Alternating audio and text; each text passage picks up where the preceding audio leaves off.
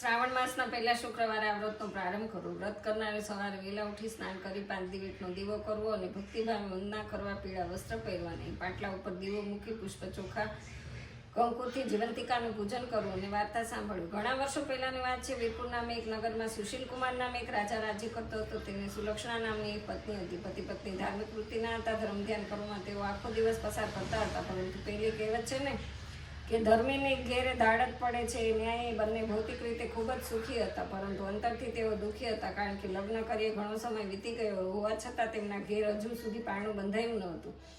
એક દિવસ રાણીને એક વિચાર સૂઝ્યો. તેણે નગરની દાયણને બોલાવીને બધી વાત કરી. થોડા મહિના પછી દાયણને એક બ્રાહ્મણીને ત્યાં જન્મેલું બાળક ઉઠાવી લાવી અને રાણીને સોંપી દીધું. ત્યારબાદ ઢંઢેરો પીટાવી નગરમાં જાહેર કરી દીધું કે રાણીએ પુત્ર રત્નને જન્મ આપ્યો છે. આથી આખા નગરમાં આનંદ છવાઈ ગયો. સૌ કોઈ ઉલ્લાસ મનાવા લાગ્યું. પરંતુ જે બ્રાહ્મણીનો બાળક ગુમ થયો હતો તે ચોધાર આંસુએ રડવા લાગી. તેના દિલમાં અને ઘરમાં ગમગીની છવાઈ ગઈ.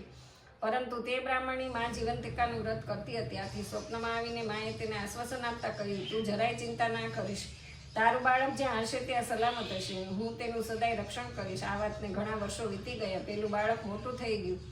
તેનું નામ અમરકુમાર રાખવામાં આવ્યું. સમય થતાં તેઓ રાજ્યાભિષેક થયો અને હવે તે રાજા બન્યો. તેના પિતા સુશીલકુમાર મૃત્યુ પામ્યા. એક દિવસ અમરકુમાર પોતાના પિતાનું શ્રાદ્ધ કરવા ગયાથી જવા નીકળ્યો. રસ્તામાં રાતવાસો કરવા તે વાણિયાને ત્યાં રોકાયો. બ્રાહ્મણીને વચન આપ્યા મુજબ માં જીવંતિકા અમરકુમારનું રક્ષણ કરવા ત્યાં આવી પહોંચ્યા. હવે બન્યું એવું કે અમરકુમાર જે વાણિયાને ત્યાં ઉતર્યો હતો ત્યાં આજે તેના બાળકની છઠ્ઠીમાં લેખ લખવા વિધાતા આવી પહોંચ્યા હતા. પરંતુ બારણામાં જીવંતિકાને ઉભેલા જોઈ વિધાતા સંતાઈને ઊભા રહ્યા. માએ વાતચીતમાં જાણી લીધું કે આ બાળકનું 6 દિવસ પછી